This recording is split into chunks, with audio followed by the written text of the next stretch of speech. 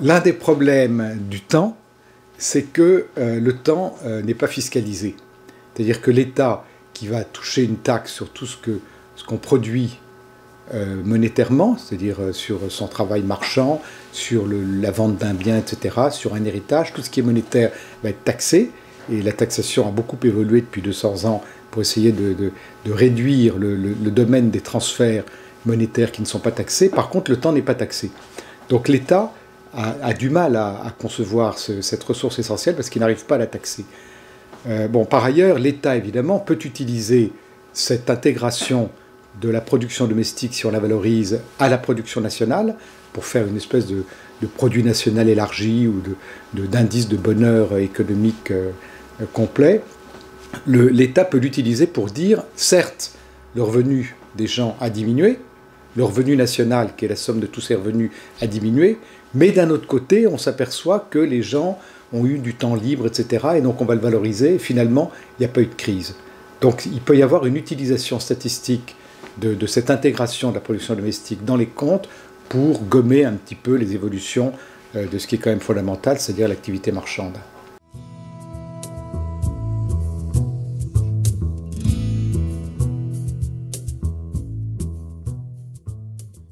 Il y a une grosse difficulté en économie qui est de redistribuer la dépense publique sur la population. Donc, on dit, on a un État qui fait peu de dépenses publiques. Les gens ont un revenu qui dépensent. Puis ensuite, ils prennent des routes qui ne sont pas formidables. Et puis il y a un État à côté qui fait beaucoup de dépenses publiques. Alors évidemment, le fait qu'il fait beaucoup de dépenses publiques fait qu'il y a plus d'impôts, donc peut-être moins de revenus disponibles monétaires pour l'individu, pour son propre usage, mais par contre, il profite de ces dépenses publiques. Le problème, c'est que ces dépenses publiques ne sont pas faites de manière uniforme pour tous, et que certains vont les utiliser et d'autres pas. Tout le monde ne va pas aller à l'opéra. Donc si l'opéra a un budget qui est financé aux 2/3 par l'État, ça va être, disons, des gens éduqués ou des gens riches qui vont profiter de cette dépense de l'État.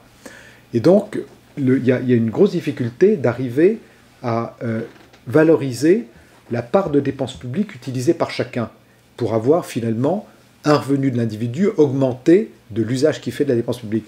Et une des façons de faire, ça peut être de regarder le temps passé par les individus dans l'usage de ces dépenses publiques, c'est-à-dire le temps qu'ils passent sur une route, ils utilisent donc une autoroute gratuite, le temps qu'ils passent à regarder la télévision, donc ils utilisent un bien qui est largement subventionné par l'État, etc. Donc l'usage du temps des individus peut permettre aussi de répondre à certaines questions qui ne sont pas abordées encore en économie, mais qui sont absolument fondamentales.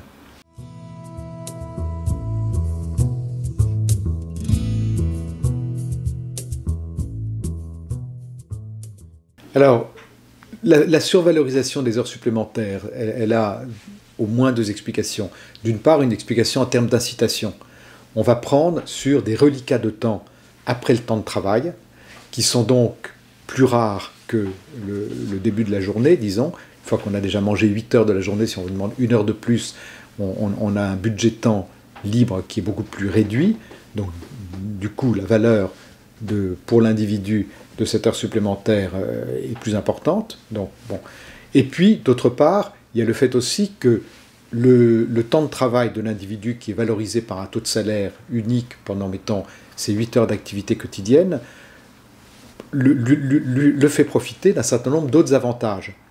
Travaillant, il a un certain nombre de droits sociaux, il a un certain nombre d'assurances, et donc du coup, il y a, disons, en plus de sa valorisation monétaire par un taux de salaire horaire, il a d'autres valeurs qui sont ajoutées au travail qu'il fait sur ces 8 heures. Donc du coup, ces autres valeurs étant déjà acquises dans les 8 heures, doivent être éventuellement ajoutées aussi pour égalisation de la valeur de l'heure supplémentaire par rapport à la valeur de l'heure de travail normale.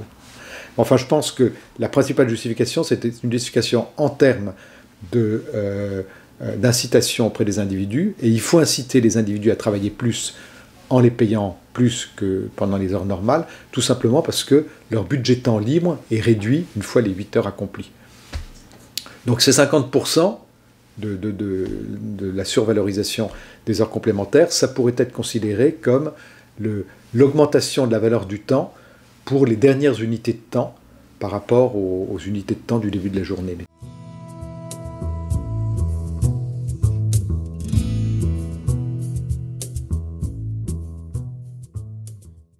Cette survalorisation des heures complémentaires, évidemment, elle n'est pas optimale d'un point de vue économique, parce que la valeur relative de la 9e heure par rapport à la première heure de travail, par exemple, pour un individu, le coût marginal, disons, de la 9e heure de travail par rapport à la première heure n'est pas la même selon les individus. Donc il y a certains individus pour qui travailler 1 heure de plus, finalement, ça vaut travailler une des 8 heures de la journée. Et ils accepteraient un taux de salaire de 1,1, mettons, par rapport à leur taux de salaire normal. Puis pour d'autres, au contraire, c'est beaucoup plus embêtant, par exemple parce qu'ils ont des enfants, et que donc leur prendre 1 heure de plus à la fin de la journée, c'est réduire beaucoup leur temps disponible pour leur famille. Et donc à ce moment-là, 1,5, 50% d'augmentation du salaire pour leur complémentaire n'est pas suffisante. Donc il est certain que d'un point de vue économique, cette règle de survalorisation unique, ce taux de 1,5 de valorisation des heures complémentaires par rapport à leur norme, n'est probablement pas optimal. Ensuite, s'il faut individualiser cette survalorisation, ça devient assez difficile sur le plan économique, mais ça pourrait être possible dans la mesure où on arrive à mesurer la valeur du temps des individus, par exemple par des processus expérimentaux. Ça pourrait être considéré comme injuste, parce que certains obtiendraient 87%, mettons, de sursalaire pour leur heure complémentaire, et puis d'autres seulement 25%. Ça serait injuste, entre guillemets. Ça ne serait pas véritablement injuste, puisque ça collerait mieux à la valorisation intime des individus de leur heure complémentaire.